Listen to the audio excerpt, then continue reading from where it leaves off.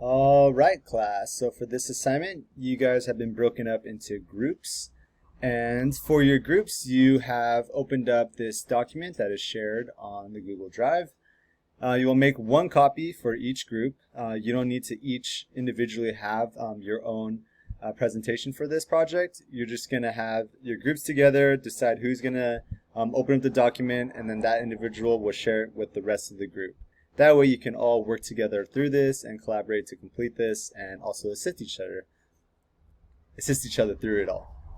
And so for this assignment, we'll be focusing on literary devices. You've been given a list of terms that will be used for the specific reading, and you'll be working as a group to go through and work on 6 terms per person per group. And so what will that look like? With your assigned group, you see that you'll create a portion of the Google Slides deck highlighting the assigned literary terms to you.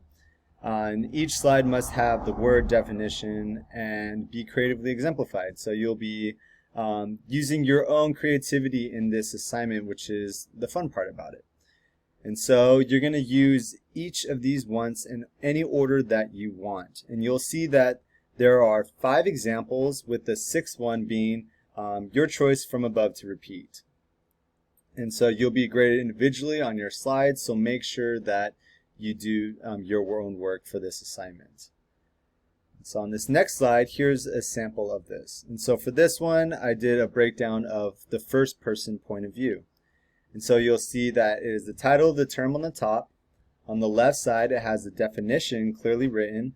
And on the right side is my creative take on this. And so for this example, I used a quote from the movie Shawshank Redemption. So if we go back to here, you'll see that the 4th example on the list is an example from a speech, movie, TV show, or other media. So I can check that off. I completed that one. And as I continue to the next slide, I will continue working through each of the other examples. So a sketch, picture drawing of your own. You can even upload this from your phone or use a computer app. The second example will be a meme from the internet. Third is the example song lyric. 4th is the poem. And again, the 6th slide, and you can do this in any order that you want. You can mix up when you do it. You see that I did the 5th example first, so you can do the same. And for the 6th term, you can choose any one of the aboves and do that again. So the way this will look for you, you'll see that I presented each slide, broke it down to how it's going to be formatted. So the first slide will be your name, so I know which slides belong to you.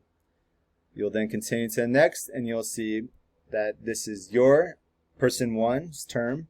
You're going to put the term on top, just like I did, a clear definition, and then you're going to pick one of the 5 options. And if you've already completed all 5, then your 6th option will be to choose any one of those to do again. And so you'll see that it's laid out like that: term 2, term 3, 4, 5, and 6. And then you'll see that is now person 2's turn. So they'll put their name, and again, we'll go through 1 through 6 until the 3rd person.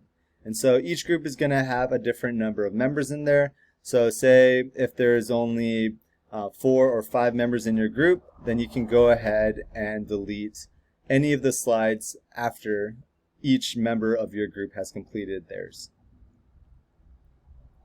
If you have any questions, feel free to contact me via email, or you can ask questions in class as well. Thank you.